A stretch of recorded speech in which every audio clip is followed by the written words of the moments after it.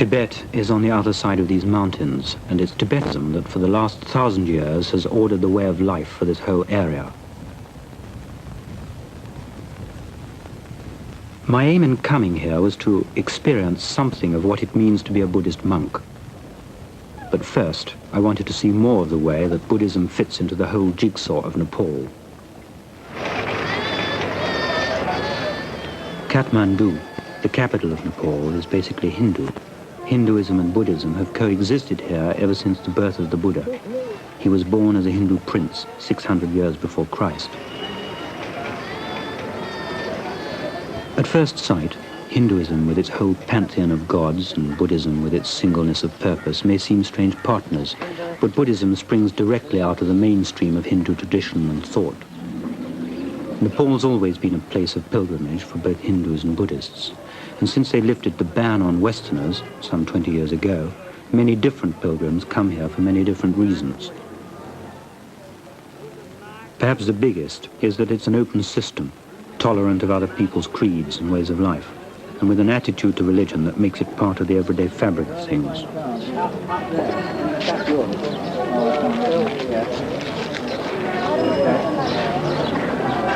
The architecture echoes this coexistence. It's hard to tell Hindu from Buddhist. The marvelously carved wood over the temple doors contains images from all sources.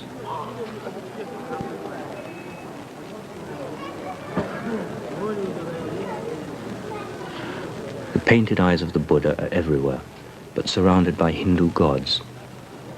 The elaborately carved struts usually end in a pediment with a frankly sexual theme.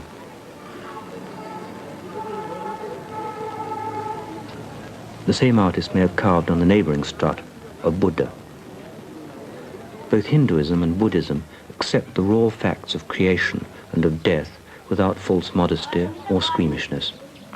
For the monks and the mystics, the burning of a human body is seen not as a time for grief or disgust, but as a moment for meditation on the transitoriness of life.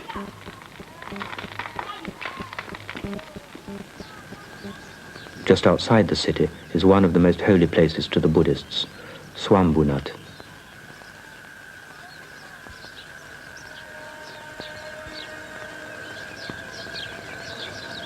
It's on a great natural mound, and at the top is another man-made mound, topped again by the eyes of the Buddha. The base is circled by a ring of prayer wheels, and although they carry the universal Buddhist prayer, Om Mane Padme Hum, it's quite usual to find Hindus worshipping at the Buddhist shrines. They turn the prayer wheels without any of that innate reserve that might stop a Protestant from crossing himself in the Catholic Church.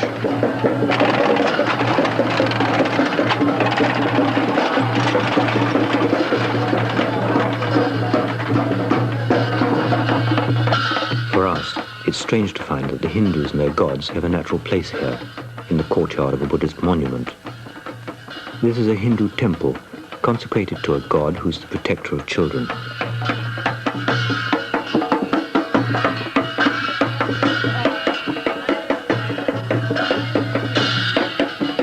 If you look closely at the walls, then you'll find effigies of the Buddha. What's now Hindu almost certainly started out as Buddhist.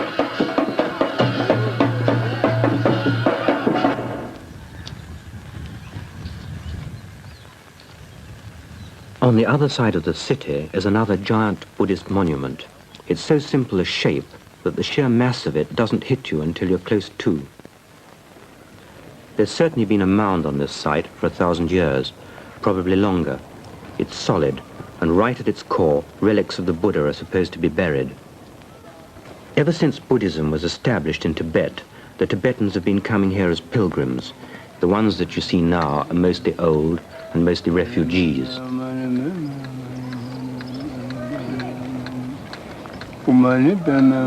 With the Buddha, they believe that life is suffering, that the cause of suffering is desire, and that the only way to break this vicious circle is to follow 8 rules. This 8-fold path consists of right views, intention, speech, action, livelihood, and of effort, mindfulness, and concentration. This is the bedrock of Buddhism, a set of rules simple to describe, but as difficult to live up to as the Ten Commandments.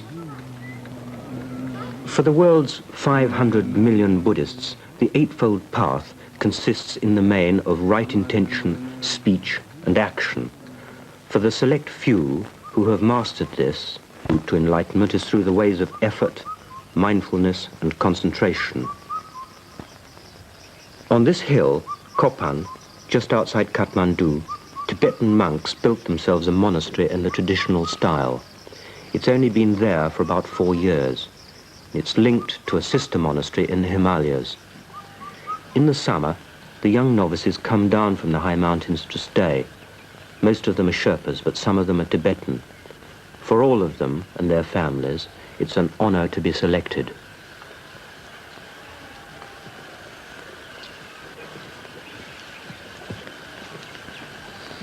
From about the age of 5, they're plunged straight into a life of contemplation, meditation, and prayer. The fulcrum of a monk's life is meditation.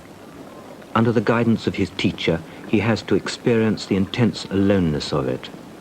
And so, when they come together in prayer, it's as an extension of their experience of solitary meditation. Each one inhabits his private inner world, and yet they're in harmony with each other.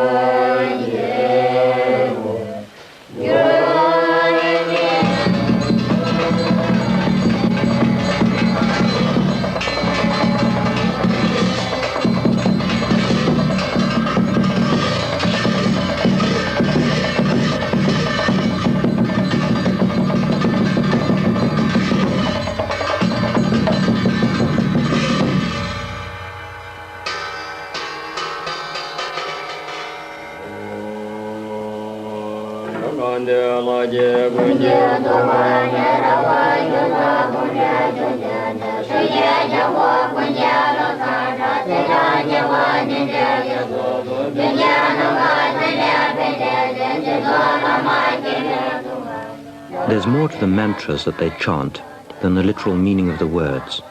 The whole mantra is felt to vibrate with life, and the vibrations set up can bring the monks through to an experience of the ultimate reality. For them, it's something indescribable, ineffable, to be approached only obliquely through words. One translation is the radiant light. It seems to be a state where all dualities dissolve into a perception of oneness with everything, perhaps literally to be tuned in to the absolute. Many of these monks will have spent 3 years in solitary meditation.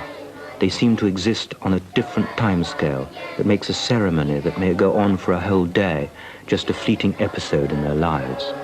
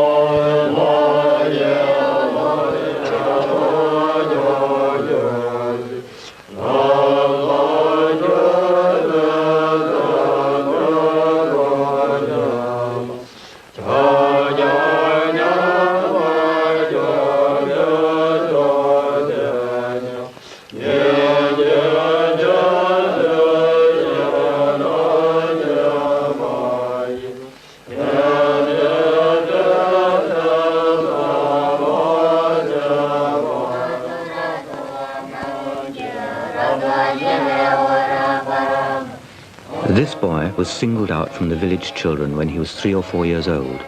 He's thought to be the reincarnation of an illustrious monk. Playing outside, he seems to be an ordinary, bright little boy. But here, something else takes over and he passes naturally into a state that the others can't yet reach. The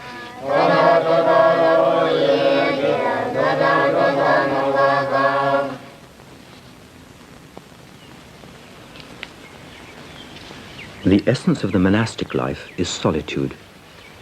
This nun has just come out of a month's meditation in silence. The only person that she spoke to was her teacher. Her meals were brought to her in this hut. She's a Canadian, Anne McNeil, about 40 years old and one of the founder members of the monastery.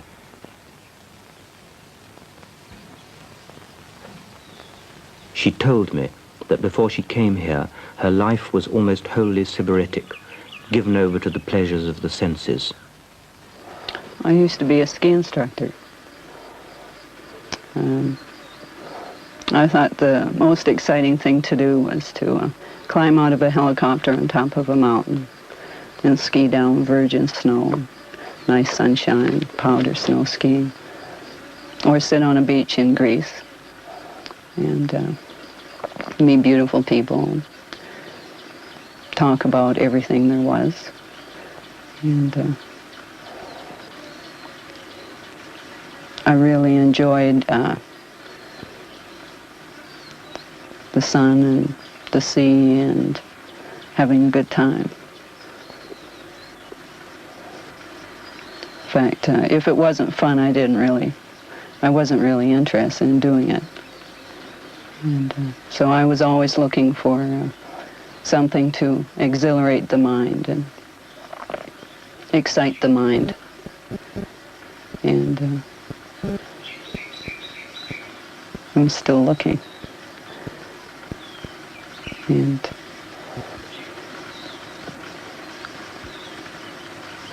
I think I'm getting very close to finding what I've been looking for. What happens is that by meditating and contemplating and learning how to concentrate my mind onto a certain object so that I become the object, then I begin to understand the object, whatever it is. And I begin to understand it with feeling. It's just not a mental speculation. It's with a feeling. And the more deeply I become skilled in meditating, then the more deep is the feeling and the deeper goes the knowledge. I get far more than I ever bargained for. This occupation is not just one lifetime, it's many, many lifetimes. And the fact that it's limitless is sort of mind-blowing. There's no limit to what the mind can do. I just wish I would be in control of my mind when I die, because that's very important.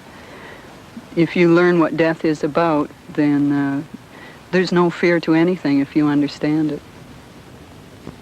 Anne McNeil is one out of a group of 20 Europeans who were staying at the monastery. In fact, the main purpose of the place is to provide teaching to people from the West. They run 2 6-week courses each year. The Tibetan monks teach them the basic Buddhist doctrines and, above all, how to meditate. One thing that struck me was that this seemed to have given them a special sort of aliveness, as if they'd stumbled across a secret.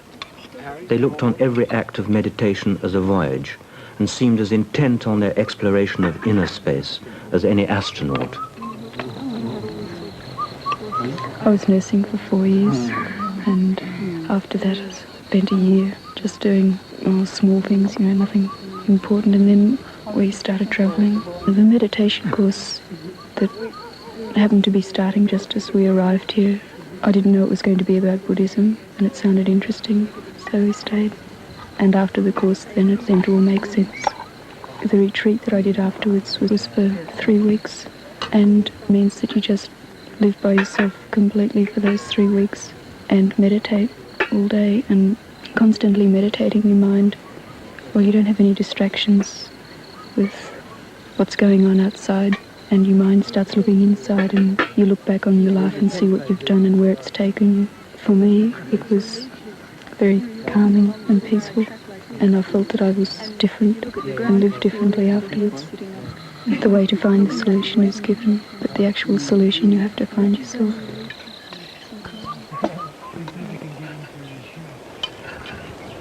I wasn't aware of religion at all until I sort of picked up a penguin Buddhism or something.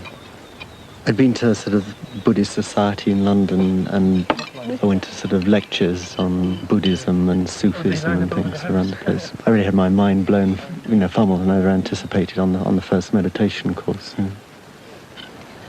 It wasn't really till this trip that I became aware of people on such colossal difference of levels, just how fantastically wise and liberated people can be, coming in touch with this, and just more and more seems to open up. And the horizons are sort of beyond all comprehension. It's a magical mystery tour, it's sort of going to, I won't know till I get there,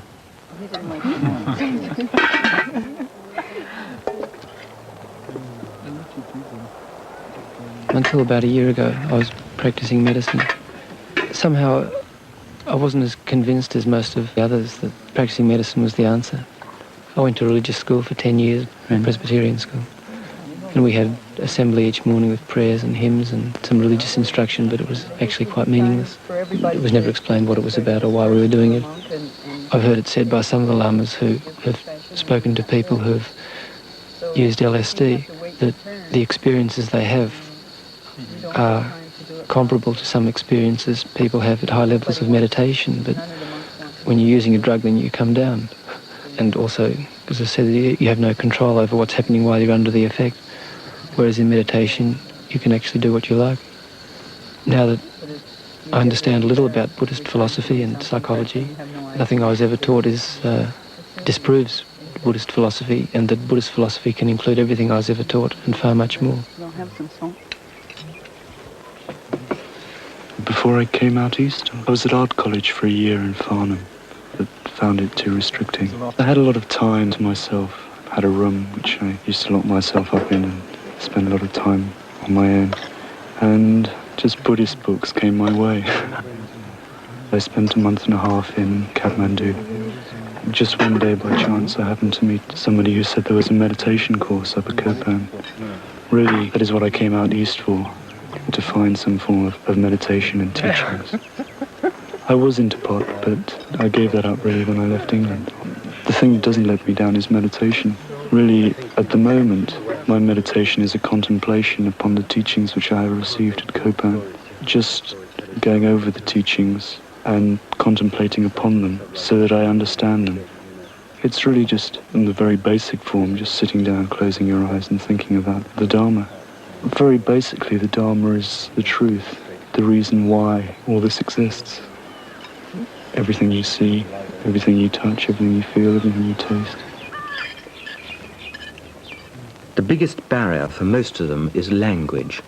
The images and the concepts of Tibetan Buddhism are so rich that it seems only too easy for Westerners to gain the illusion of understanding rather than the reality.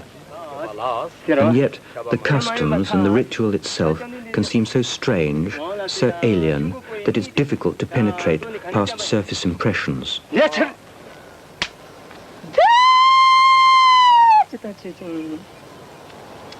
Most of these monks are geshes, the Tibetan equivalent of doctors of philosophy. Their strange debating style goes back through Tibet to the great Buddhist universities founded 1,500 years ago. Like our modern philosophers, they're still debating the existential idea of being, how it can never be defined or characterized in any concrete way.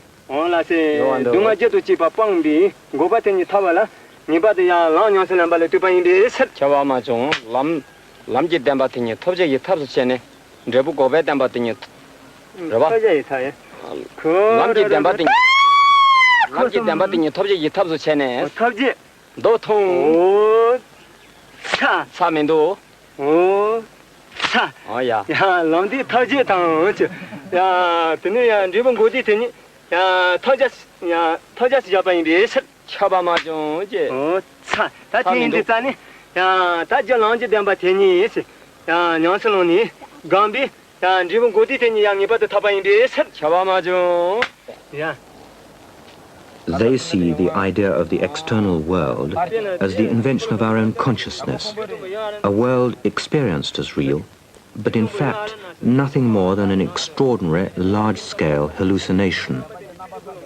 a hallucination so seemingly real that you can reach out and touch it.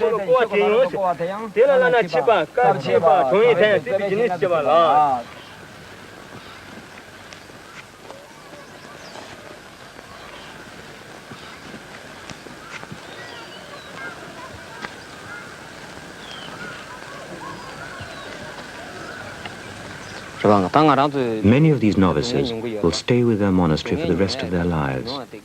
But their vows aren't binding. They're free to leave when they're of age, and many do in order to marry and bring up a family. But while they're in the monastery, there will be one constant thing in their lives: absolute obedience and allegiance to their teacher. It isn't just a question of school discipline, but rather the need to find a master to guide them safely through the pitfalls of meditation.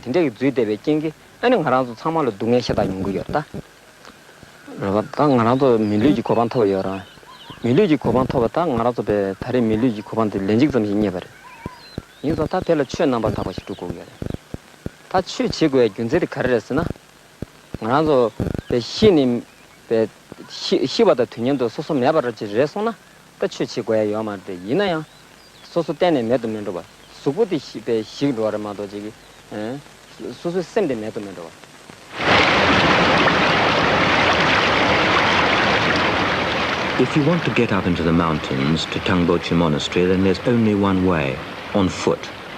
You can fly part of the way, but the plane will set you down in a region where the locals know the difference between a helicopter and a monoplane, but have never seen a wheel. From then on, everything is carried on a man or a woman's back.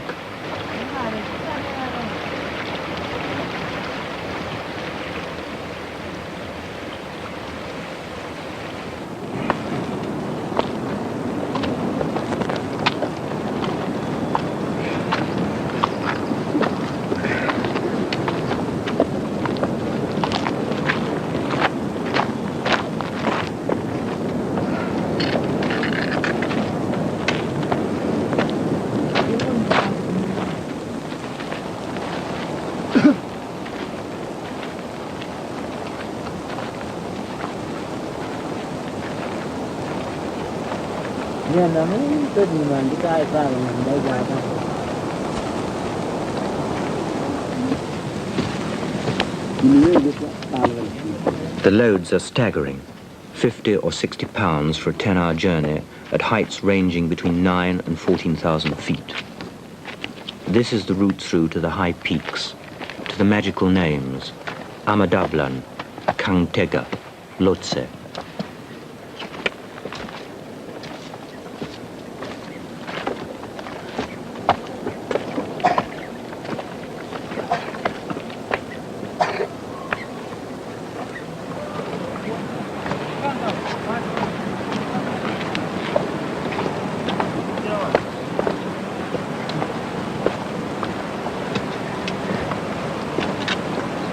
Every 5 or 10 miles, you come to a tea house. After the cold, clean air outside, it's pretty choking. They don't have chimneys, and you breathe a gamey mixture of tea, wood smoke, and unwashed humans.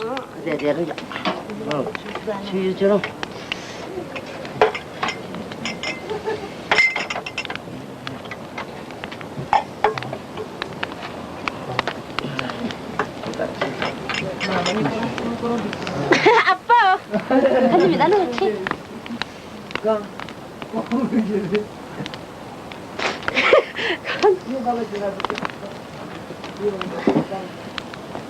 따따따 쳐쳐쳐 동생은 집어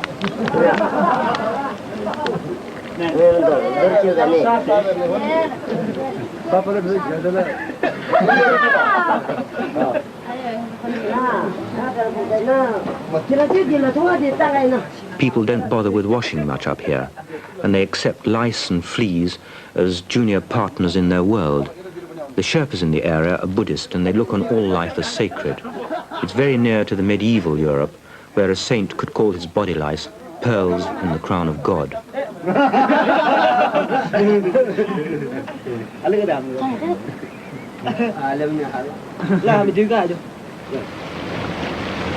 This is a Garden of Eden, but not everything in it is lovely.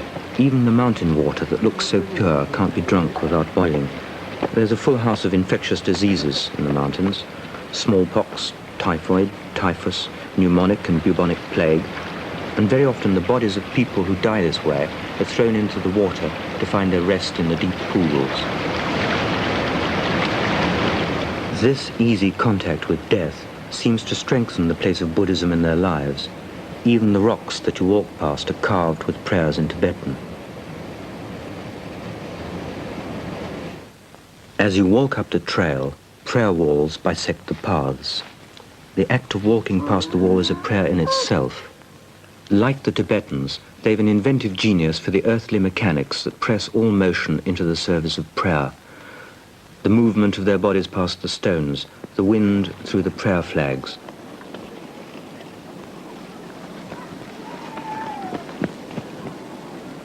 An ordinary peasant woman will devote hours to circling the prayer flags, counting off each revolution on her beads. With each round, she gains additional merit.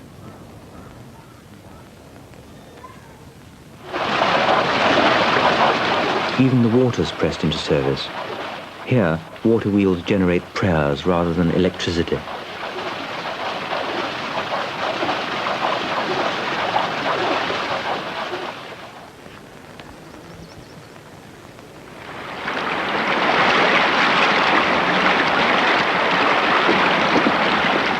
Just below Tangboche Monastery, and on the route to Everest, is the village of Kumjung.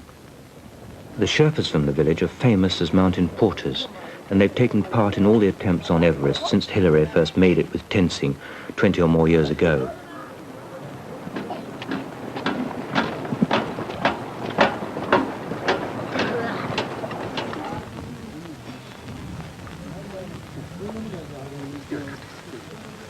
Their two-story houses are built with dry stone and a heavy plastering over of the local clay. There's snow here for 7 months of the year, and the walls have to be thick enough to keep out the bitter cold of the winters. This is the main room of a typical Sherpa house in Kumjung. All of their days start with prayer. The first thing is to make an offering of water at the family shrine. And then incense of juniper leaves is put on the charcoal of the incense burner.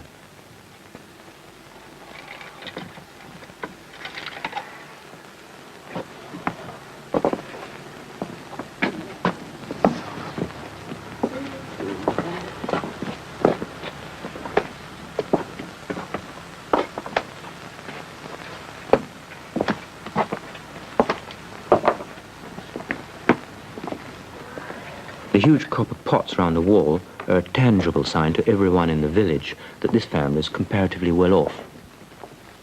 After the rooms have been blessed, the final act is to turn the prayer wheel. It's as natural a part of their life as lighting a fire in the morning.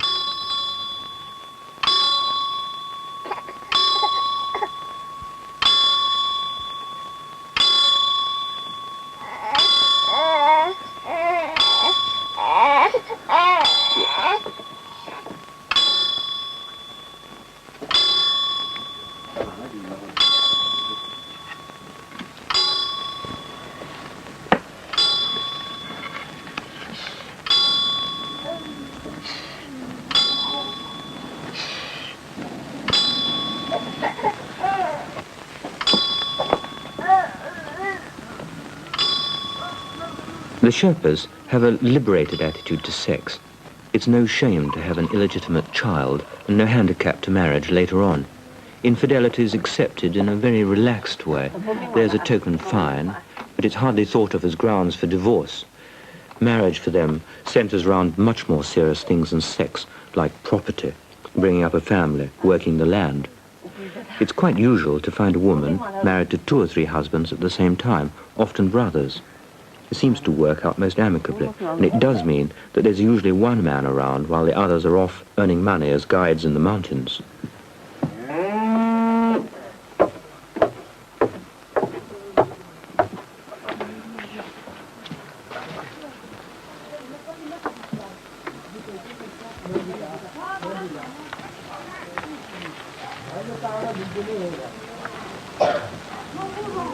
Apart from guides like Tenzing, the most famous man in the village is a painter, Kathmandu.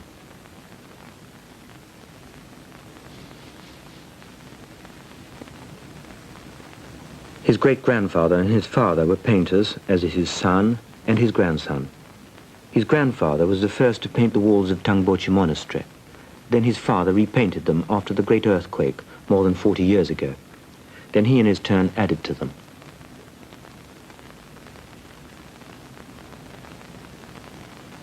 He said that he struggles not for innovation or for change, but for continuity. The themes that he paints and the styles that he uses are in direct line with the Nepalese artists of the last 1,200 years. In these pictures, every line, every form, every color has a precise symbolic meaning for the initiate. White for heavenly purity, blue for the demigods, yellow for the human state, green for the animals, black for the devils.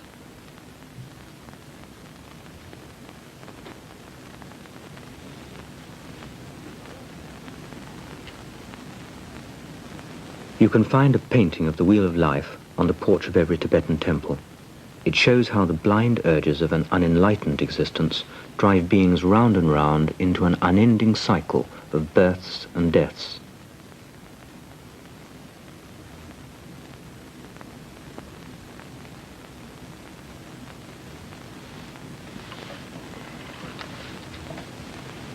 At the center of the wheel are three figures that represent greed, hatred, and ignorance.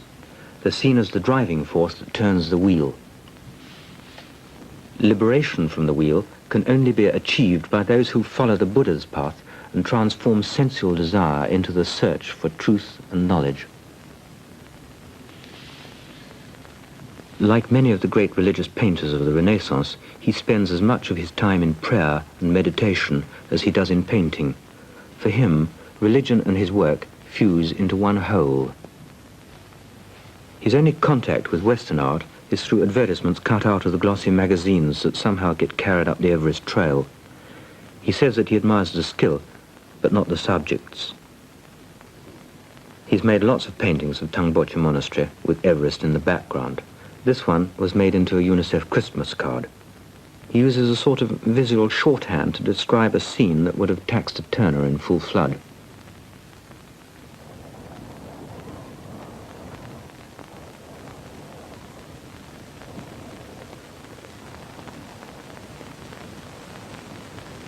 The monastery comes to life just after sunrise.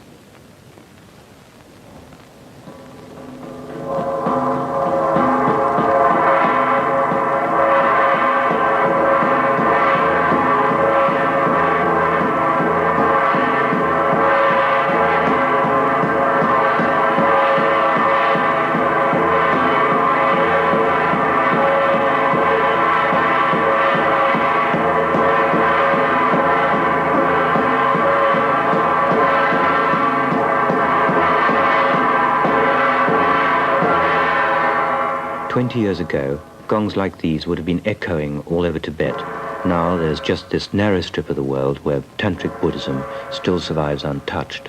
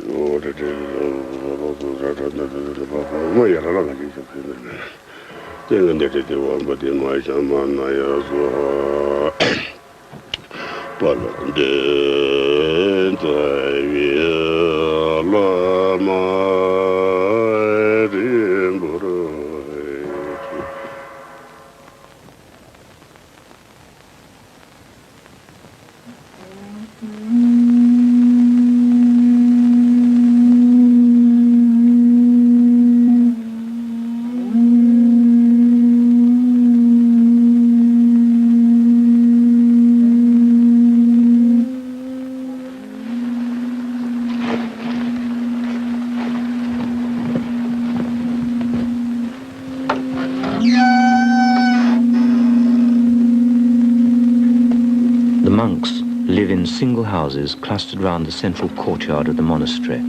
They cook for themselves and live by themselves. Compared with a Western monastery, they lead strangely independent and isolated lives, coming together for prayers in the early morning, but for little else.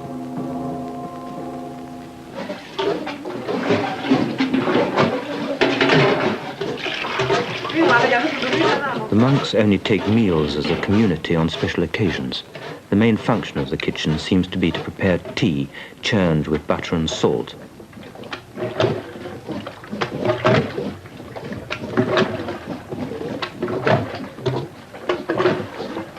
The tea's an acquired taste, but it's the only thing they have to sustain them through ceremonies that may go on for up to 8 hours.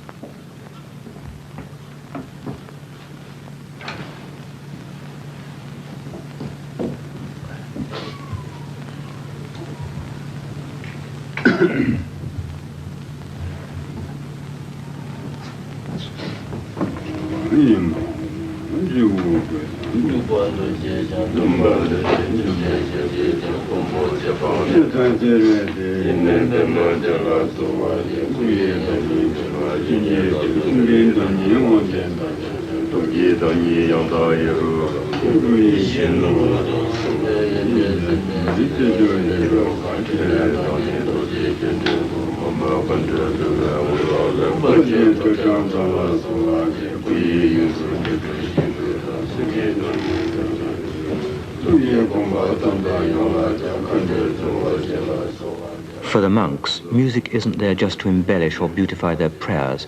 It has as much significance and power as the words themselves. One of the masters of Tibetan music said that they believe, like Pythagoras, that all beings or things produce sounds according to their nature, because beings or things are aggregates of atoms that dance. Each atom perpetually sings its own song.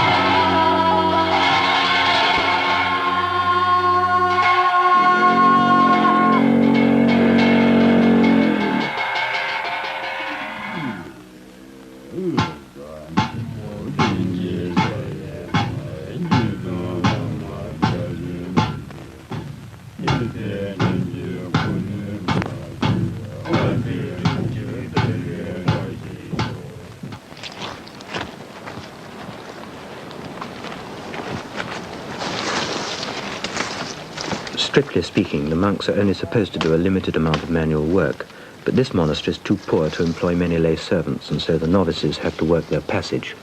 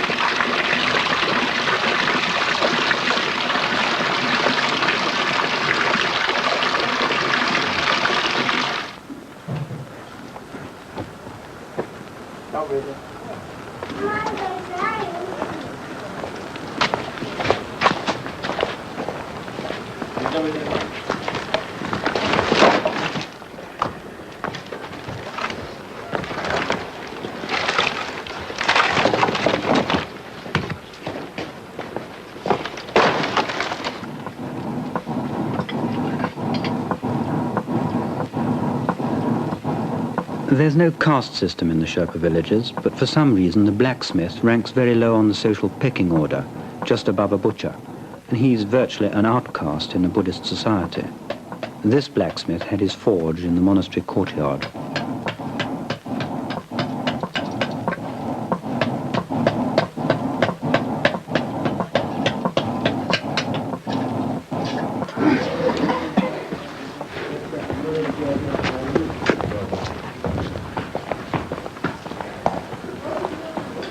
The duties in the monastery are divided up so that one monk is in charge of discipline, another of running the household, and 3 monks run the accounts in unison. Inside the temple, there's not an inch of bare wood to be seen on the walls. Everything's painted, and the subjects are not artistic improvisations on themes from the Bible, as you might find in our churches. They're formalized reflections of the images that the monks will use in meditation.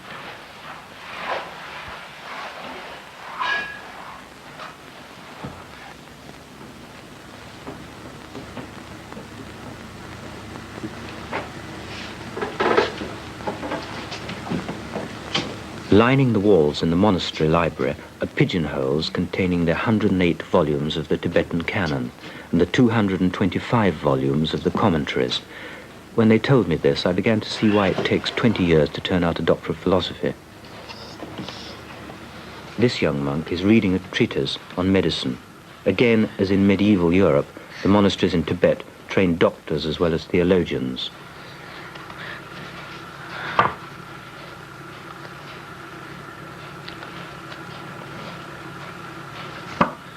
The young Sherpa monks have to speak and read fluently in Tibetan.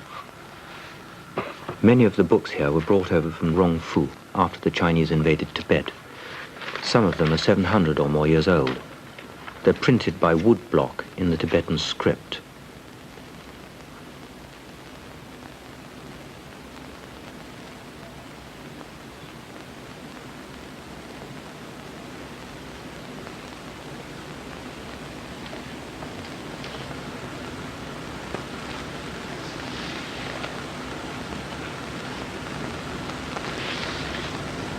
Next to the monastery, there's a guest house where itinerant monks often spend the night. And as soon as it's light enough to see, you hear the sound of the bell that marks each turn of the prayer wheel.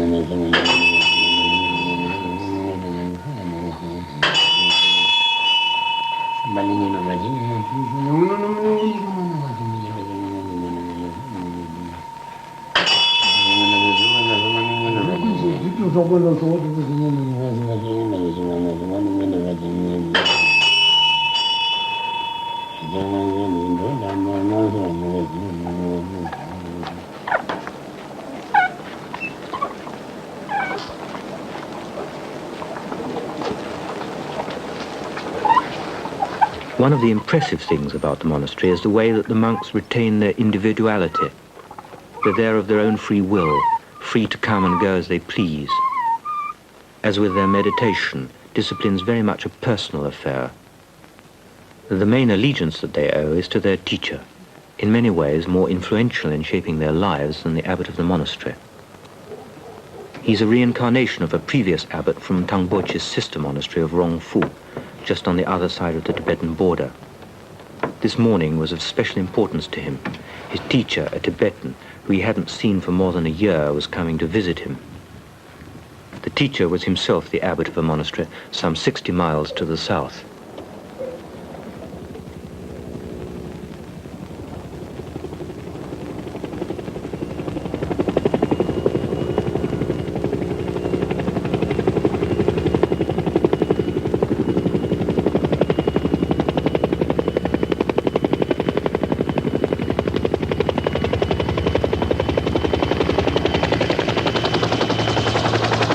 It seemed an almost unbelievable moment when these two representatives of an old and unchanging society were brought together by a helicopter. Yet everyone seemed to accept that it was as natural for the wind to bring him here as it was for it to fill the prayer flags.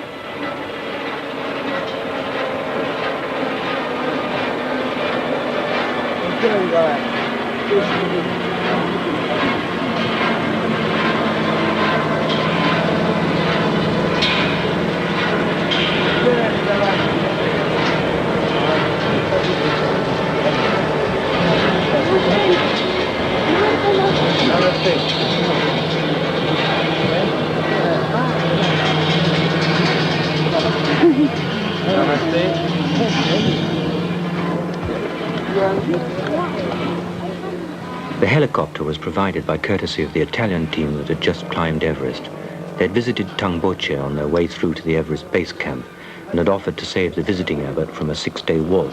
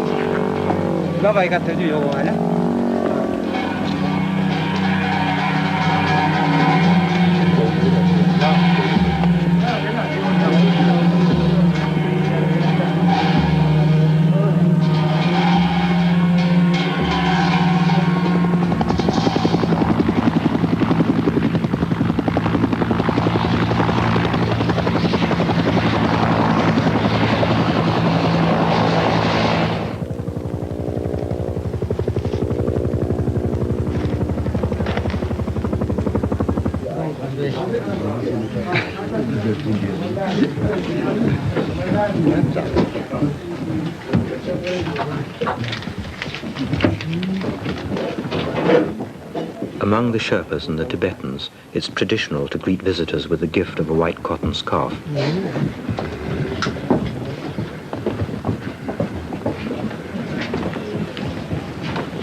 For the villagers who come here to be blessed, this is as much a social occasion as a spiritual one.